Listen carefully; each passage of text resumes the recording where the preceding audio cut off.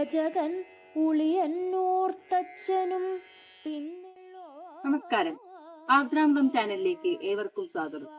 പറയിവറ്റ പന്തിരുകുലത്തിന്റെ കഥ നാം ഏവരും കേട്ടിരിക്കുമല്ലോ. അതിലെ ഒരു അംഗമാണ് ഉപ്പുകൊറ്റൻ. പൊന്നാനി പ്രദേശത്തുള്ള ഒരു ക്രിസ്ത്യൻ കുടുംബമാണ് എടുത്തു വളർത്തിയതെന്നും അതല്ല ഒരു മുസ്ലിം കുടുംബമാണ് എടുത്തു വളർത്തിയതെന്നും ഇത് രണ്ടുമല്ല ആദ്യം ക്രിസ്ത്യാനിയായും പിന്നീട് മുസ്ലിമായുമാണ് വളർന്നതെന്നും പല അഭിപ്രായങ്ങളുമുണ്ട്. പൊന്നാനിയിലും പാലക്കാടുമൊക്കെയായി അദ്ദേഹം ഉപ്പു വിൽപ്പന നടത്തിയിരുന്നു. വലിയ ശരീരവും കുടവയറും ഒക്കെ ഉണ്ടായിരുന്നു അദ്ദേഹത്തിന്. ഇങ്ങനെയുള്ളവരെ കൂറ്റൻ എന്നാണ് ആൾക്കാർ വിളിക്കാറുള്ളത്. അങ്ങനെയാണ് ഉപ്പുകൂറ്റൻ എന്ന പേര് വന്നത്. മേഴത്തോളഗ്നിഹോത്രി രജകൻ ഉളിയന്നൂർത്തച്ഛനും പിന്നെ ഉപ്പുകൊറ്റൻ എന്നും അദ്ദേഹം അറിയപ്പെടാറുണ്ട്.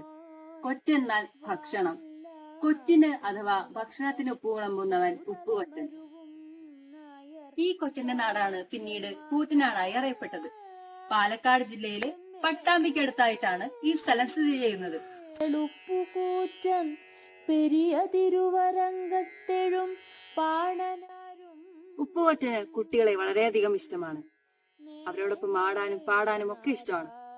ഇടയ്ക്കൊക്കെ അവർക്ക് എന്തെങ്കിലും ഭക്ഷണം വാങ്ങി നൽകുമായിരുന്നു. ഒരു കഥ പറയാം. ഒരിക്കൽ ഒരു കൂട്ടം കുട്ടികൾ ആടിപ്പാടി തളർന്നപ്പോൾ എല്ലാവർക്കും വിശക്കാനിടയായി. അവരെല്ലാരും കൂടി ഉപ്പുകൊറ്റന്റെ സഞ്ചിയിൽ പരതി. എന്നാൽ ഉപ്പുകൊറ്റന്റെ സഞ്ചിയിൽ ഉപ്പ് മാത്രമേ ഉണ്ടായിരുന്നുള്ളൂ. അവരാകെ നിരാശരായി. ഇത് കണ്ട ഉപ്പുകൊറ്റൻ തന്റെ സഞ്ചിയിലെ ഉപ്പെടുത്ത് മുകളിലേക്ക് എറിഞ്ഞു.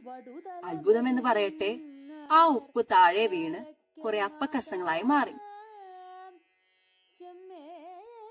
ഇതുപോലെ രസകരമായ നിരവധി കഥകൾ ഇദ്ദേഹത്തിനുണ്ട്. ഒരിക്കൽ ഇതിലെ ഒരു അംഗമായ അഗ്നിഹോത്രിയുടെ വീട്ടിൽ ഉപ്പ് വിൽക്കാൻ പോയ കഥ പ്രസിദ്ധമാണ്. നല്ല സ്വഭാവവും അധ്വാനവും ഒരു മനുഷ്യനെ ഉയർത്തുമെന്ന് അദ്ദേഹം നമ്മെ പഠിപ്പിക്കുന്നു. അടുത്ത എപ്പിസോഡിൽ പന്തിരുകുലത്തിന്റെ മറ്റൊരു കഥയുമായി കാണാം.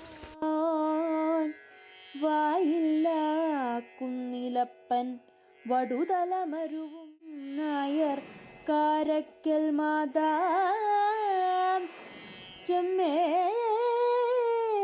കേളുപ്പുകൂറ്റൻ പെരിയ തിരുവരങ്കത്തെഴും പാണനാരും